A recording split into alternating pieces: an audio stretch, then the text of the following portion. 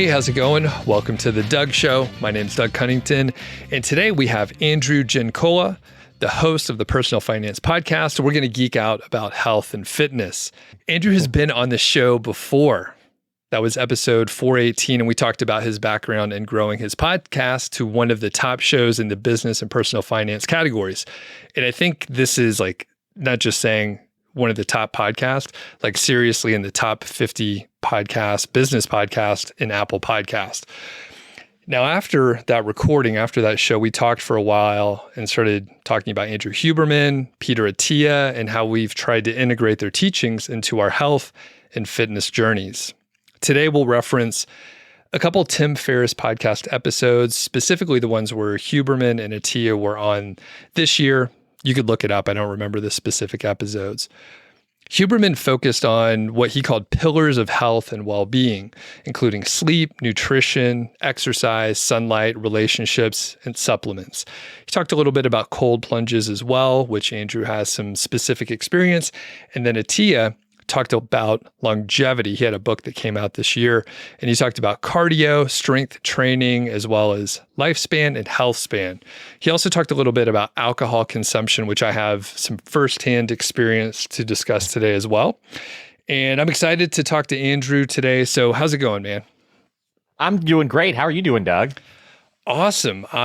Speaking of the alcohol consumption, I've cut way back. So I've been sleeping amazingly, and I feel great. I feel so much more fresh these days. So it's been awesome. Now, for the people that did listen to the episode and they don't know who you are, can you give a quick intro, just a couple minutes for the folks that don't know you? Sure. My name is Andrew Giancola. I'm the host of the Personal Finance Podcast, and we just talk about building wealth, personal finance, investing, those types of things on that show. And I am someone who my entire goal is to teach people how to build wealth and to teach people, the steps they need to take in order to build wealth. And so we started the show a couple of years ago in 2020 during COVID, actually. And then the show has just kind of grown over that time frame, and really excited for the future of that as well. But we do a number of different things like that. And so my background is actually in corporate finance is where I started. And then so worked in the corporate world for a while, and then started a real estate company. We sold that real estate company and then did a bunch of other businesses now. And so that's kind of just a quick background for me and kind of what I do. And now our main focus is the podcast and some of the things that we're doing with the podcast. And then did you ever consider yourself like an early retiree after you exited the business or anything like that? Or you were just taking a little break as a young businessman? So for me specifically, yeah, I did. My initial goal was to become lean fi essentially, and so I hit that. But once I had kids, my goalpost started to move a little bit, and so now I'm more so pursuing fat fire, which is just the main reason for that. Honestly, is for generational wealth. A, and then B. Is I want to give back more. So I want to give more money away. And so those are kind of two of my motivators. And in addition, I love what I'm doing every single day now. And it is really a huge passion for me. So I don't see myself ever stop working whatsoever. So for me, it's hard for me to get that goalpost to stop moving, honestly. And that's one of my biggest struggles when it comes to money. But that is one big piece for me is getting to that fat fire goal, just so I can give more money away and that type of thing. And for the people that aren't familiar, how do you define fat fire? So for me specifically, it is anything that is above the $8 to $10 million range is kind of the thought process for me. And typically the reason for that is just because it kind of gets you above specific levels. So some people, their definition could be a little less. But for me and my standard cost of living where I am, that is way more than enough that I need. I'm pretty frugal by nature. And so that's going to be exceedingly more than I need. And so to get to that level, that means I can give money away to people in need. And that's kind of the big goal for me. All right. And I'll move on so I don't mix up the shows that I have. Since I have Mile High Fi podcast, it's easy to just start talking about whatever our conversation leads to. So I'm looking forward to hanging out with you, Andrew, in a few weeks. We're on a panel together at FinCon. I think by the time this episode comes out, it might be right around that time. So looking forward to just catching up with you and hanging out. But let's go ahead and move into the discussion today. And I'm going to kind of open it up with Huberman's 4 That's more than 4 pillars. There's several pillars that hold us up here. And I'm curious what you sort of rank these as. And you don't have to put all of them in there, but I'll list the ones out that are kind of the main ones. So sleep, nutrition, exercise, sunlight exposure, and relationships. And I think the sunlight exposure maybe isn't as important, but there's a few of them here. And I'm curious how you rank them and kind of what you do. And we're going to kind of go back and forth. This is really going to be a discussion like we would have if we are hanging out. So I think if we're looking at just the health side effects of a lot of this stuff, I think number one overall for me specifically is sleep. And I know relationships on an emotional level will be number one, but specifically for a health level, sleep. If I sleep well, I can pretty much feel like I'm a superhuman every single time I sleep well. And so I really, really try to prioritize that piece as much as possible. And we can talk about a number of things that I do, but there's a book called Why We Sleep that actually nailed this down for me as to how important sleep truly is. And they even showed studies of folks who did not sleep for 8 hours a night, and they would sleep for 5 or 6 hours a night, and their bodies actually looked like they were trying to fight off disease and cancer and all that type of stuff, more so than folks who actually slept the full 8 hours that they were supposed to. So there's a bunch of really cool things in that book that that really lay out the importance of sleep, and that's just one small factor. But when I sleep well, that is one big piece. And then relationships are huge for a lot of people, especially for me specifically. Having a family, having little kids, that's a huge piece. But then also spending time with friends, and there's a lot of things that we like to do with friends that kind of make that impact. So that's another big one for me. Nutrition, though, is the third one probably for me. And nutrition is a massive, massive differentiator in how I feel, my mood, how I produce every single day. And then beyond that, exercise. So exercise I do every single day. I just kind of make it a habit. And a lot of times I don't want to do it, but a lot of times when we go out there's a lot of cool things we do, and from lifting to zone 2 cardio, which I'm sure we can talk about more. So those are like the main 4 factors that I really, truly, truly focus on. Sunlight is one I know that, and you and I can talk about this too, is Huberman is really, really big on. And it is one where I try to get more sunlight, but I do it through exercise. So there's like a combo there. He does it first thing in the morning, which I think is a very interesting concept. I've never noticed a huge difference with that when I get sunlight first thing in the morning, but a lot of people claim they have. So it's very, very interesting to kind of get the sunlight in your eyes and kind of go through that entire process. But I haven't seen a massive difference when it comes to that one. But a lot of other people have. Now, I have seen a huge difference in getting long-term sunlight exposure in terms of like my immunity and my immune system, where I get sick way less often as long as I get enough vitamin D and sunlight. So that is one that I think is very interesting. So I'd love to hear your side of that too. But that is one that I think is a lot of people are really, really into. And that's one that I just don't do first thing in the morning. Got it. And you're in Sunshine State, right? Exactly. Okay. I'm in Tampa, Florida. So for us here, we get tons of sunlight. Okay, cool. Yeah, and I'm pretty close with the rankings here, and I'll unpack some of the stuff that you went over as well. I was going to say exercise is my number one. Like you, it's sort of a habit, and I didn't grow up as an athlete, didn't play sports. I think you played basketball, right? I did, yep. Okay.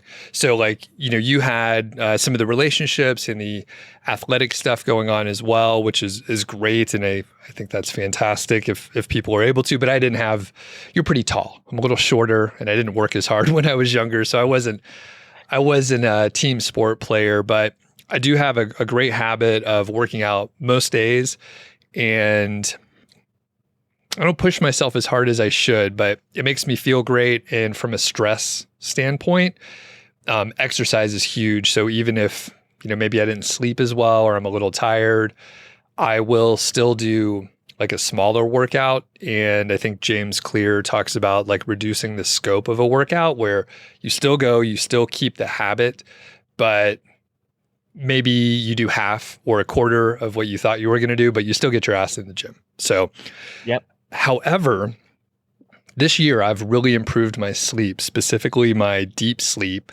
And like you said, you feel like a superhero. I feel smarter. Everything's easier. Things don't stress me out. And I look back not only at my professional career, where I didn't get enough sleep and maybe I had too much caffeine, and I was like, I could run on 5 or 6 hours a night. I really wasn't. I was just tired all the time and a lot more cranky. And it actually led to overeating some as well, and just really beating up my body when we can get away with it in our 20s. But now that I'm getting more sleep, over 8 hours a night, and 2 to 3 hours of deep sleep, it's amazing. And the chili pad is one of the things that made a huge difference to get my temperature down. And sometimes I feel a little cold, but I look at the stats and I'm like, I slept much better than and I'm just warm natured. So, getting that core temperature down with a chili pad or something like that is amazing. Now, go ahead. And I think the chili pad is one huge factor. I've been looking at that for years and I haven't pulled a trigger yet because my body runs so incredibly hot. But anytime I'm cold, like, it helps me sleep for so much longer. So that's really interesting because I've heard Tim Ferriss talk about it for years and years and years when he talks through that stuff. And I just think it's amazing how it actually can reduce that core body temperature. So that's something I definitely want to look into. I know there's like a bunch of different versions out there now, right? But it's definitely worth the investment because it's a third of your life that you're spending sleeping. So if you can get better sleep with something like that, I think it's worth the investment. It's definitely an investment for sure. Yeah. And I thought you had one already. As soon as we finish, like, go and check it out. I'm not an affiliate or anything like that. There's a few different brands, but like, literally it changed my life within like 2 days. And like, my wife noticed as well, and she's been exploring options. She doesn't want a chili pad. It didn't work for her as well, but she's looking for stuff that like circulates the air. And I think she has one from some other brand, but basically within a couple nights, my sleep improved dramatically. Is absolutely insane. So don't sit on it anymore. Like I did for like 5 years. I was like, it's like $700. I really don't know. Just get it. You could return it if you don't like it. So I'm definitely going to do that because I think it's just one big piece that I've been waiting on for a long time. But I think my core, especially here in Florida, like our temperatures are just so high that we have to run the air so low even to kind of get our core body temperatures down low enough. And so that's definitely something I'm going to do now. Is it like a half piece that you could do like half of the bed if you're like, because like my wife and I are both there. She doesn't love being cold, but I think she could still like the reduced core temperature, I guess. Yes, you can get half size. So I have a half queen and that fits me in there. And you could actually get two. Right. So she could control hers if she has a different temperature. So I think they have some models where it's like a dual king setup, something like that. And then you both have the flexibility to dial it up however you want. In the winter, I'll actually like turn it up so it's warm when I get in the bed, and then I'll turn it down so it like brings my temperature down. It's pretty nice. That is awesome. I'm going to definitely do that then because I think that's definitely worthwhile the investment, specifically if you can sleep better. It's just going to be amazing. And moving on through mine, nutrition, very important. And I've had a good summer, Andrew. So I traveled a bunch. I basically was invited to many different parties, and I was visiting friends and family, and it's always a special occasion, which leads to dinners out, parties, desserts, extra drinking. And I was doing a little bit less working out just because I was out of my normal routine. So say I'm eating 15 or 20% additional calories, and then I'm getting 10% less exercise. I'm still doing stuff, but pretty quickly, I started to get softer around the edges here. And in the last couple of weeks, I've gotten back home. I've been able to get back into the routine, and I've actually started counting calories because I really want to cut the fat. I don't really care about my weight so much. I just want to cut the fat out. And as I'm tracking calories, I see that I was probably eating 4,000 or 5,000 calories on weekends, just like letting it go. Like, hey, I did good during the week, but I easily erased everything and then put on weight by just partying from like, Friday until Monday. I'm a bottomless pit, right? So I could eat like a whole pizza, right? It's absolutely crazy. So I'm getting it under control. I'm only about a week and a half or almost 2 weeks in, but I feel better. And I'm making better food selections and putting myself in a scenario where I can succeed. Even if there's drinks out, I plan for it. And I'm like, I'll have one drink. I'll volunteer to be the driver, that sort of thing. So nutrition has been really, really critical in the last couple of days, and I feel better. too. So,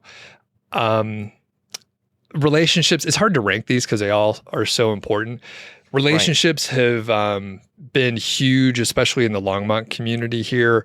We have a lot of friends that have similar values, that have a lot of free time as well. And there have been a lot of occasions over the summer to hang out or go on a hike or do something like that. And it's really fun is we've lived here for a few years. We are making like those good connections where you can call someone up and say, hey, having a bad day, like, do you want to go for a hike or something and get outside? And there's a handful of people that we could call, and it just makes you feel good. So exactly. And that's a huge factor in terms of like just being able to kind of connect with other people. It changes everything in terms of your health. And there's studies that have shown that, it reduces that stress, reduces that anxiety that you have by connecting with other people. And obviously it is one of the number one needs that we have, I think. So I think it's just one major factor for sure. So that's amazing that you have that. Yeah, really lucky that we moved here. And I had no idea the community that we were stepping into, but it's been fantastic. So if people are thinking of swinging through Longmont, you should. There's a built-in community here already. So, okay. Well, it sounds like both of us are conscious and we're like deliberately making some decisions to do well in these different pillars. But are there a few areas or specific things where you're like, I am working on this currently, I want to fix some things up? Yes. So the sleep thing is the first one. I can go through some of the things that I'm doing now. So one big thing for sleeping was, and even Huberman has talked about this before in the past as well, is that when I sleep, I'm actually a mouth breather when I sleep. So I started to snore more and more and more as time has gone on. To my wife, it's just been driving my wife crazy. She's a super light sleeper. So one thing I tried, and it's actually been working, is utilizing something called mouth tape. And this sounds like a crazy thing. And in fact, the company that I buy it from is called Hostage Tape. Yeah. And they send it over, and like it went to my neighbor's house instead of to our house. And they probably read it and like, what the heck are these people into with this hostage tape? But so it came in, and finally, I tried it out. And the first couple of nights, it was difficult. You literally tape your mouth shut, and it's got like a breathable material in there, so it's actually not that uncomfortable. And it forces you to breathe through your nose when you're sleeping, and it's kind of weird at the beginning. But I was trying to do everything I could not to like go on a CPAP or something like that. So we went through this whole process, and now I'm so used to it that it doesn't cause any issues. But your deep sleep, actually, you stay in that deep sleep state much longer, which is super interesting. Because you're breathing through your nose. And now I've noticed, like, even for my day-to-day activities, I'm not like, mouth breathing whatsoever, because mouth breathing really does have a lot of negative effects when it comes to sleep and just your day-to-day life. So reducing your mouth breathing is going to be significant, and making sure you're breathing through your nose. And then recently I figured out part of the reason for that is because I have allergies and I didn't even know it. So there's like a lot of factors in between there that kind of come into play. But that was one really helpful thing for sleep. And then obviously now that you're talking about the chili pad, I'm definitely going to do that, because that is a huge factor as well. So on the sleep side, that's a big one that we're doing. On the nutrition side, there's been some stuff where I have gone from, at the beginning of the summer, I realized I was gaining weight as well. And I was doing a lot of these different things, but I was not eating as well as I should have been. So I was at like 240 pounds. Like typically I'm 6'4".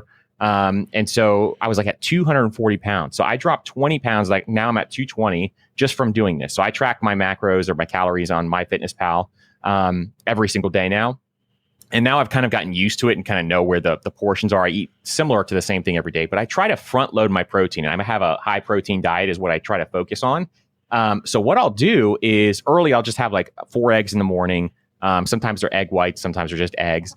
And then at lunchtime, I make these packaged bags of chicken. And so I eat a pound of chicken every day at lunch, which is, like, for some people sounds like a lot. It's really not a crazy portion, especially for Doug. If you say you're an empty pit, it's not going to be a ton for you either. It seems like it's a lot, but once you start eating it, I just eat a pound of chicken a day. And sometimes I'll have a side with it, like tortilla or something along those lines, or brown rice, something like that.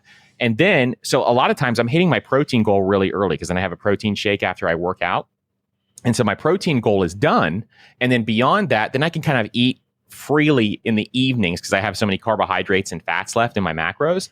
And I learned this from Alex Hormozy, who a lot of people I'm sure know.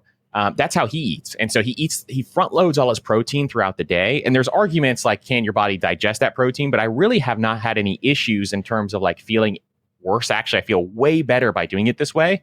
And it reduces my overall calories that I intake throughout the day, because then I know I can have like some of the stuff that I enjoy later on in the day, as long as it fits in within those macros. And so that is one huge thing that I've been doing, is kind of front loading all of that protein goal, where I'm getting most of it through the front end of the goal. And then I only need like 40 grams by the end of the day. So that's a huge one. And I've gotten this thing called a Ninja Creamy. I don't know if you've ever heard this. But a Ninja Creamy can turn anything into ice cream. So it can take like a protein shake and you put some like fat-free or zero-fat milk in there, and it will literally turn it into ice cream. And it is one of the best things I have ever bought in the last year. I think it's the number one selling appliance right now. And then I'll even take like, it's amazing. And I'll even take like watermelon or fruit and put it in there, and it turns it into watermelon ice cream, like the same texture as ice cream. It is one of the most incredible machines I've ever purchased, and that's really helped me because I have like a sweet tooth at night typically. That's helped me like reduce some of those calories there. Got it. Okay, I have several follow-ups. This is amazing. It's like we could be roommates or something like that. So with the snoring stuff, I too, similar thing. I would breathe through my mouth, snore a little bit. I knew about the tape, but when I hopped onto Amazon, there were like a million choices, and I was like, I don't know if I'm getting some kind of a weird lead-based adhesive that's going to give me issues or whatever, because there's so many. I should have just gone with a hostage tape, but I eventually got, I think they're called like nasal dilators. It's just a little silicone thing that sticks in your nose, and it feels a little weird also, but it's similar, those Breathe Right nasal strips. Yep. It's like that, except it's on the inside of your nose. And wow. My wife is a light sleeper too, so she would like wake me up when I snored, and it would, disrupt my sleep just like you're talking about. But the nasal dilator things have been working awesome. So both of us are actually sleeping better because I'm not waking her up and she's not waking me up. But I kind of forgot because, I didn't know when I was snoring, but that potentially was impacting my deep sleep as well. But the little nasal dilator things are awesome. If you can, you feel them in your nose, but it kind of goes away after a few minutes and then it's all right. But if I coupled that with the tape, I'd have a lot of appliances on my face, but it would probably do an even better job. That is interesting. I got to check that out. Yeah, I just got them at the normal pharmacy drugstore, and I think it was inexpensive. It was like under $20, and I'm a little frugal too. You're supposed to like use a fresh one each day, and then it would be like $1.25 per. But I've reused it. I just clean them, and you could reuse the same one. Oh, yeah, I'm sure. I don't have like a runny nose or a cold or anything. So it's like they come out clean. Everything's fine. But they're inexpensive just to test out for a night or two just to see how it goes. The other follow-up questions that I have for you, protein. So are you aiming for like 1 gram of protein per pound of body weight? So 220, something like that? Exactly. So what I did was I aim for whatever my end goal is. I aim for that many grams of protein per day, because that just extends the amount that I can have in carbohydrates and fats, which is the fun stuff. And so for me, like I'm not on a zero carb diet whatsoever or anything like that. Sometimes though, I just don't crave carbs, and so I won't eat them. But for me, it's about 1 gram per pound. Yep. Perfect. Okay. And I'm aiming for that, maybe a little bit more, as I'm actually, well, I guess you were doing this too. I'm a little bit at a calorie deficit. So I'm just like, I just really want to, and I'm trying to put on muscle. So I really want to make sure there's plenty of protein. And for typically I was like trying to stay away from carbs except for beer. But after I did like a week or so, I'm like, the carbs are really helping me when I go work out and I have more energy, because I used to intermittent fast quite a bit. And I was just tired. I would go to the gym and I would literally be tired. And I can't remember it. Maybe Atia had mentioned that he has cut back on the intermittent fasting. Do you kind of remember that, or do you intermittent fast? Exactly. That was my issue with it, was I was always tired. My energy levels were low. And I think it's a fantastic kind of way to look at things because you can reduce the amount of calories you take in each day. But the same thing, I think Atias did say the same thing, that his energy levels were low. And I found that every time. I've tried it like 4 or 5 different times, and every time my energy levels are just too low to kind of get through that morning session. And I think just naturally, depending on what I have going on, I might end up doing that, or intermittent fasting, maybe like once a week or once every 2 weeks, especially like with travel days. You go to the airport and you're going to make a bad food decision. You're going to go to like Panda Express and get like a pound of rice or something like that, which I love, but that's a lot of calories which I have been getting at the scale. And you put like half a cup of rice and it's like, whoa, that's like 300-400 calories there. Like it's crazy. A lot. But before workout, it could be great. Now, what do you do for cardio? So for cardio, I have a number of different things, and we could talk about the workout side. I could talk about how I structured my day too. But for cardio now, like for a long time, there's two major primary things I do now. And number one is I like to go on like an hour-long walk, and this helps in 2 ways. A, I can listen to like podcasts I like or audiobooks, that type of thing as I'm walking. But B, the creativity just kind of goes crazy in my brain. And in addition, what happens obviously is you're melting away body fat as you walk. So I used to run all the time. I used to do like marathons and triathlons. I don't run much anymore because it was high intensity on my knees. But now I do those walks, and usually it's like right around 45 minutes or an hour, and I try to do them in the afternoon when my energy levels are starting to go down. And so that's been really, really helpful. Another big thing that I do now, and I do this, I'm obsessed with it, is pickleball. And pickleball is one where it's like you stay in that zone 2 cardio zone. And so if you're not familiar with zone 2, anybody listening, zone 2 is basically where you have your heart rate at a specific zone. And there's a bunch of different factors that come into play there.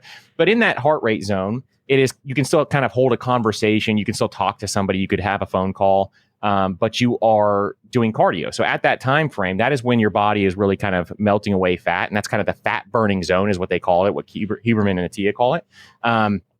And so zone 2 cardio is really, really important. And I'm really obsessed with pickleball, and that's perfect for that zone 2 cardio, especially if you play doubles. If you play singles, it's going to be a little harder.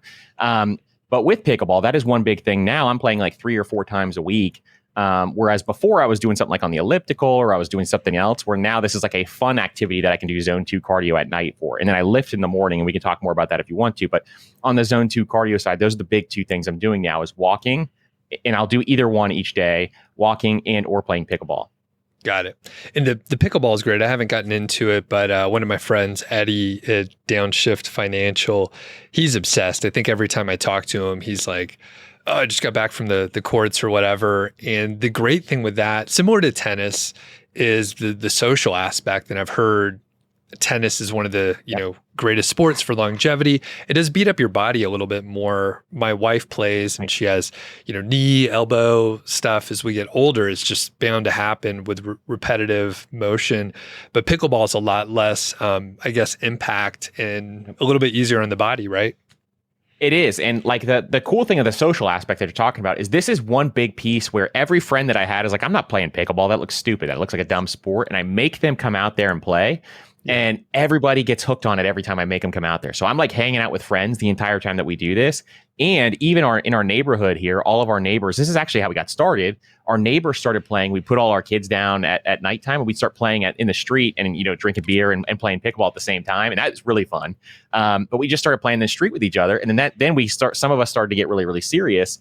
And started playing, like at local courts and stuff. And now all of our friends go. So if we have a night where we're playing pickleball, like tonight, we'll be playing tonight. Every Thursday we play. There's going to be 12 to 15 of my friends there every single time. The problem is it's hard to find courts because it's growing so rapidly that if we go to a court with 8 different courts there is 100 people waiting every single time we go to those courts. So we have something, it's insane. The demand is so high here, specifically in Florida. I don't know how it is in Colorado, but the demand is so high here, and there's not enough courts that has been a major issue. But one big thing that we found like this secret court at this rec center that nobody knows about. We call it our secret garden. So everybody has sworn not to tell anybody. And so we go play there and found this secret court that we just like a group of us go play. So like it's one of those things where like if people find out about that court, it'll be full in 2 seconds once they find it, and they're going to find it eventually. But that is one big factor, is it is so popular here that they cannot keep people off these courts. And then there's an indoor location that just opened with 6 courts, and that location that has the indoor facility, I've talked to the owner, is making over $60,000 a month just on having 6 pickleball courts. Man, that's crazy. Yeah, it really took off after the pandemic and everything. Yep. And if I remember right, I mean, Florida is a big tennis state generally. So not that there's a direct translation, but I know a lot of people, like, tennis wasn't for them specifically, or they had to stop because joint issues or something like that, and then they moved to pickleball. So do you think that has something to do with it too? I think that is part of it. And then some of the tennis players don't love us because we're on their courts. But I do think that is a big part of it. And some people come over from tennis. And then we've seen a lot of like football players, basketball players that played like Division I college athletics that really want to get like that competitiveness back. They're starting to play this now. So like we have all kinds of athletes that are playing with us now, ex-college football players, that kind of stuff. So it's been really, really cool to kind of see all these different folks, but also people like in their 60s and 70s can play. And some of these people who are in their 60s and 70s are amazing. I mean, they'll kick your butt if you go out there and play against them. So it's interesting because there's tactics to it, and there's some additional things, but you also get that workout as well. So there's a lot of cool benefits to it, and it's growing so fast, especially here, that they just can't keep up with the demand. It's crazy. Before too long, I'll have to check it out a little bit more. It looks pretty fun. Usually I do see the seniors over at the rec center here playing in the gym. They set aside some courts. So I'll have to check it out sometime. Everyone loves it. So now for me, as far as like the social athletic thing that I do is hiking. And I don't do it quite enough. We're close to the mountains, but you still have to drive a little bit, and there's a little bit of a barrier. But I've been trying to do a little bit more here in the fall. The weather's been really nice, but yeah, I do need to find something like that. That said, I go to the gym here, the rec center, and there are a handful of friends that we have that I'll just wave out. We don't work out together. Everybody has earbuds on these days. So sure. It's a little bit different than it was a few years back, where you go to the gym and you chat with people in between sets or something like that. But, well, we'll spend just a short time on strength training. I see we're going to run out of time like we did before. But yeah, what do you do for your strength training in the morning? So in the morning, I lift weights every single day, and I built a home gym to make this super, super easy. So I put a squat rack in there. I have a full set of dumbbells up to 100, and then I have a cable machine too. And so now what I've been experimenting with is, forever I did like a bro bodybuilder split, whatever you want to call it, where I would do like have an arm day, then I have a chest day, then I have a back and, whatever, shoulder day, whatever else. Recently though, I've been trying, when I lift, to do a full body split 5 days a week, which sounds bizarre. It sounds counterintuitive. It sounds like you can't rest enough, but I have a lot of people who were telling me about this, especially for natural lifters who aren't on, any different TRT or anything like that. For natural lifters, the frequency is a big factor. As long as you get enough rest between some of those days, the frequency is a huge factor in terms of like finding that muscle growth. So I have been doing full body splits where I will literally do every body part every day, just in a different exercise. And I've noticed my strength has gone up significantly because of that. And in addition, I've just noticed a lot better performance also. So like there's some additional things that from trying that. And it may just be from switching it up. I've been doing it for like 3 or 4 months now. And I was doing the bro split for so long, or it may just be because the frequency of actually hitting those muscles, especially the smaller muscles like your biceps, triceps, some of the smaller muscles, you can really kind of crank it out and pound those things. So it's just interesting to watch that. But I lift every single morning, 6 days a week usually, but I do the full body split like 5 days. And then if I miss a day, that's what that 6 day is for. And then outside of that, I'll just, always do the zone 2 cardio. Got it. And for the full body, just to be clear, so you don't do like the same thing like 5 days in a row. You'll do like every other day, or you'll do the same thing every other day, but hitting the full body. Is that kind of what you're talking about? Basically, exactly. So I'll do 5 days. So I'll end up doing like 2 days in a row, full body, but the exercises will be different. So like, for example, if I'm hitting doing triceps, there'll be different angles that I'm hitting so that I'm hitting kind of different parts of the tricep each day. Or if I'm doing legs, for example, I'll hit different parts of the legs, that type of thing. And so it makes it where it's okay to be able to go ahead and do that. And if you're just starting out, like 3 days is much better than 5. I've been doing this for a long time. And then once you get to that point, then you can kind of extend how many days you're doing that out. But it's been really beneficial for me specifically. And I'm still like testing this out to see why it's so beneficial, but it's just made a huge difference in terms of strength gains, where I haven't had a ton of strength gains as of recent. And this has like been the first time where it's actually activated that. Got it. Okay. And then final thing on sort of the fitness aspect, are you targeting a specific weight or fat percentage, or are you maintaining right where you're at? Are you trying to add strength? What are you doing? So I always want to have I always want to add muscle, which is very hard when you're in a deficit like this. So for me, it's kind of maintaining and then getting down to where I want to be, which is probably around another 10 pounds or so, 210, and kind of see where I am. I'm kind of slowly trying to lose like a half a pound to a pound a week now. And just seeing each and every week, kind of assessing where I am and kind of figuring that piece out. Because I actually love the science behind that, but the slow reduction is going to be the big factor for me. So that's my main goal, is to put on muscle and lose fat, which is very hard to do. It's almost impossible, some people say. But that is kind of my main goal overall. Got it. Yeah, I'm in the same kind of goal situation of like body recomposition, where you're like right on the maintenance calorie area, like maybe a little deficit some days, maybe a little higher when you're lifting harder, and never going out of control like I was doing on like, travel days or something like that, where I eat like 5,000 calories and don't even pay attention, or don't let me walk by like a cookie table or dessert table. I'm just like, I'll just have one more and one more. And it's like so easy to exceed like your wildest estimate. When I started logging it was amazing. It's crazy. And like you, I reduced my alcohol consumption because I'm a huge beer guy as well. And so I reduced that alcohol consumption significantly, where now my rule is that I used to would watch a movie. I only would drink on weekends. Like, I usually don't drink during the week, but I would always drink on weekends. And when I did, I would watch a movie and drink 4 beers. I'm like, well, what's the point of that? So I changed my rule to just socially is the only time I will drink, which reduces the frequency so much. Like I haven't drank in 2 weeks because of that, because I haven't gone out socially drinking. So it just kind of reduces that for me. And so my sleep has been better, and health overall has been better, but I do love beer. So that's the hard part is trying to figure that whole thing out.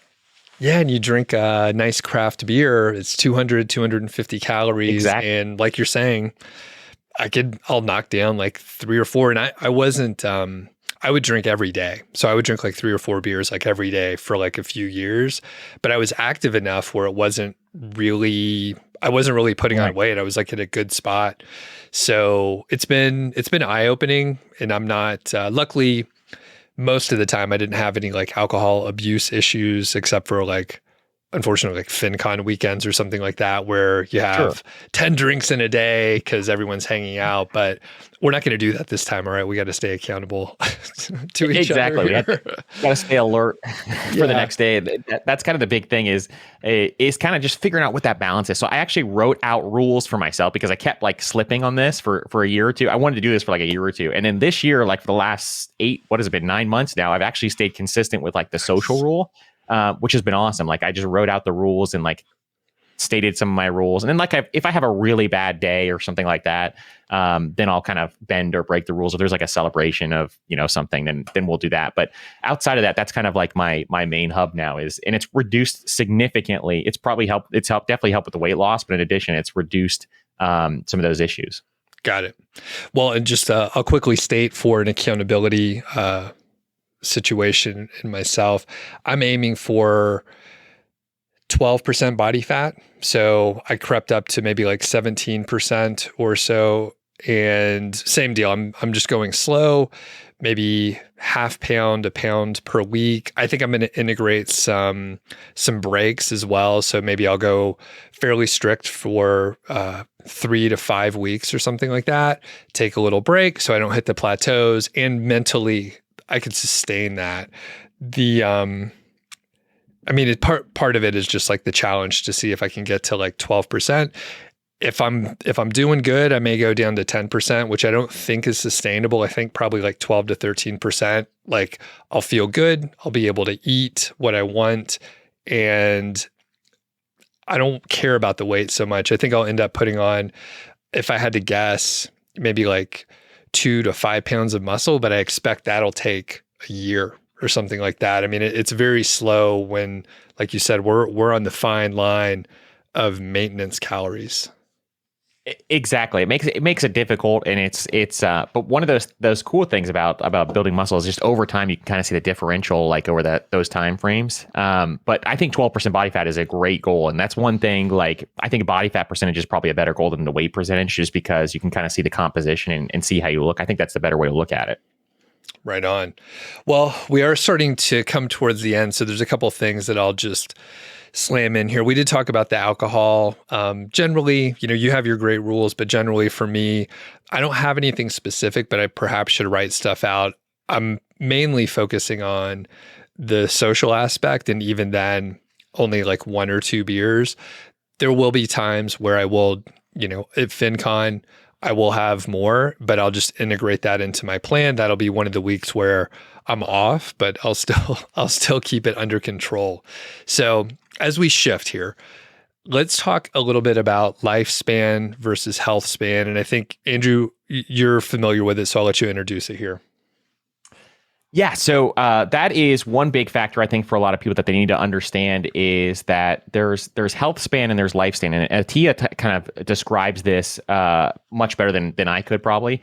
But there's a ton of different things that you really want to focus on to figure out, do you want to have, that longevity? Is longevity part of your goal? And how do you kind of think about how long you want to live? Because that's one big thing for me now is like I realized recently that I've had high blood pressure, for example. So that's one reason why I kind of started my health kick initially is just it runs in my family. And so how long do you want to live? How much longevity do you want to have there is kind of a big piece of this. And so thinking about that, that's where I make some of the lifestyle choices that I actually have is because of how long I want to live. And I want to make sure that I'm kind of making those conscious decisions. And so that is one big piece that, like, if you listen to Atia or anybody else, this is one big factor you definitely want to look at, because I think having this in play is going to change the way you make choices when it comes to your health for sure. And then thinking about the health span as well. And, my family specifically, you could share in a second here, but like cancer runs in my mom's side of the family. So both my grandparents died at 67, 68. My mom made it to 73, all cancer related. So that's like on that side. On my dad's side, some of them live to be like 100. And wow. Not everybody, there's still some cancer coming in, and they typically didn't live super healthy lifestyles as far as diet and exercise, and they still lived quite a long time. So I'm kind of in the middle. And, when we talk about this longevity, you have to think about dying basically, which is uncomfortable for most people. But the other side of it is like, okay, let's say I can make it to, we'll just say 95. There's a chance the last 10 years are not going to be great. And I think it's Atia that talks about I forget the last 10 years, what the term is. Do you remember? I can't remember the term, but I think it's, but this is super important what you're describing here. Yep. So I'll put it in the show notes, but basically the last 10 years are important. You don't want to be like, unable to like walk a mile or spend time with your friends and family. You want to be able to do things. So you have to think about what you want to be able to do. Marginal decade. Perfect. Yep. So that marginal decade, you want it to be as pleasant as possible. So we have to start now in our 40s or even before that, to think about the quality of life. And really that's what we're talking about, the quality of life as long as possible. Because if I could live to be 150, but the last 50 years suck, I don't want to do that. I'd rather have like a really good, 85 years. That's great. Maybe the last year, not everything's going to be sunshine and roses, but if you can make the last years as good as possible, that's fantastic. So, we're both cutting out a little alcohol. That's not good for you. It's literally a poison. What other things are you doing? You have young kids and you're thinking about family and, being able to spend as much time with them and maybe your grandkids or great grandkids. So there is a lot of like different little things that I've been trying out. One of them that I love to talk about now because I've been doing it for the last couple of months is cold plunging, and that is one like it kind of helps the longevity side. There's a lot of different factors that we talk about there, and pairing cold plunging with sauna. So I talked about how I have high blood pressure, and Huberman has these really really good episodes talking about heat exposure and cold exposure. So I will get in the cold plunge for like 5 minutes every single day. And it does a number of different things for me, like including increasing my, there's a lot of like my energy levels, that type of thing. It reduces stress, but also it's just one of those things where you can actually feel like your body's decreasing that inflammation, all that kind of stuff. And then pairing that with heat exposure. I'd like to get a sauna at my house. I actually just have a gym membership just to go to the sauna. But heat exposure, Huberman has these studies that he was talking about, where if you get heat exposure 5 days a week, it reduces your risk of a heart attack by 80% is what they're finding. So that heat exposure is a massive, massive thing. So I really do want to get a sauna for the house. But the problem is the heat exposure has to be at high temperature. So it has to be, like 150, I think, or 180 degrees, somewhere in that range is where the heat exposure has to be. So I crank it up to like 180 at the gym when we go, and I just sit in there for as long as I can before it feels like I'm baking, and then get out. So it's like it takes practice, and it's one of those things where it's really, really important though. But for me specifically, that is one big thing that I'm doing to live longer is the heat exposure and the cold exposure. And the cold exposure has just been an amazing, amazing thing where like even now I've showed it to my family, my parents, all those types of things. And they try to come over all the time just to get in the cold plunge. So it's a fun thing to do socially also. But at the same time, those are two big things that I'm looking at doing and then furthering by getting my own sauna eventually. We were looking at a sauna because I grew up going to a sauna at the Y when I was a kid, probably starting at like age 13 or something like that. And, I got away from it here and there, but there is one at the rec center.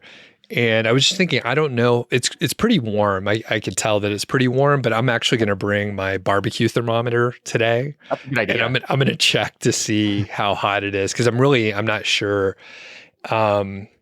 Cold plunge, I haven't done a full-on cold plunge. Now, what temp is the water? So anything below 59 degrees is considered to be okay for a cold plunge. And the benefits are the same at like 55 degrees as they would be like at 38 degrees. And so I did this once. I keep mine at 50, like right at 50. I have the plunge, like the bathtub looking one.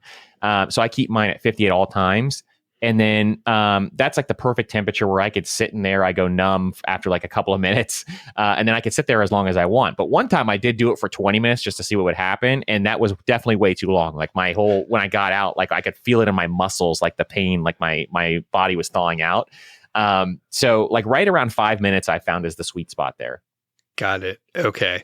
And I've thought about getting one because if I invested the money, I will tend to use something, but right.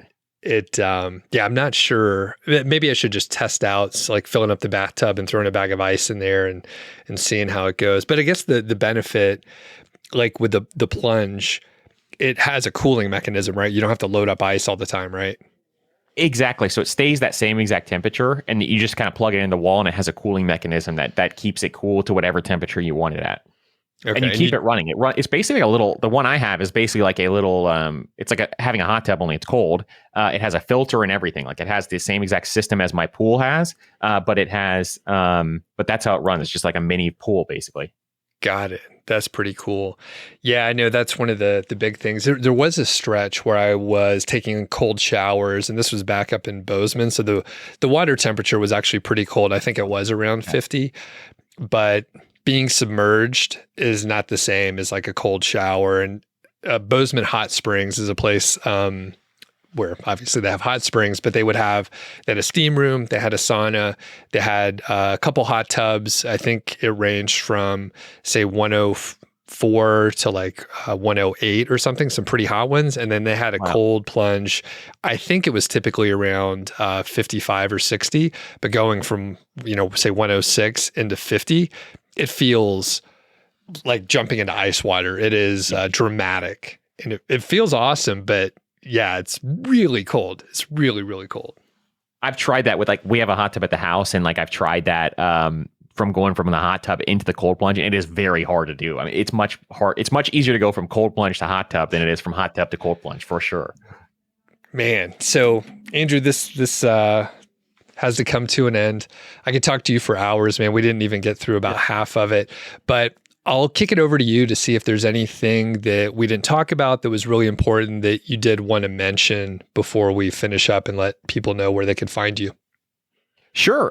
One last thing I guess I could say that I have been doing is I've been utilizing, if anybody ever has sore knees or their knees hurt, is I went to a bunch of doctors to try to get my knees fixed because I wanted to play pickleball and all these other things.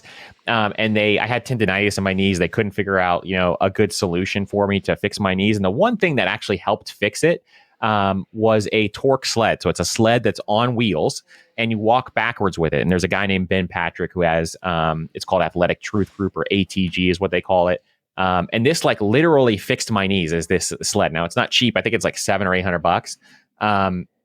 But it is the one thing, and it was worth every penny, that actually fixed my knee. So I literally walk backwards on a sled for 5 to 10 minutes every single day.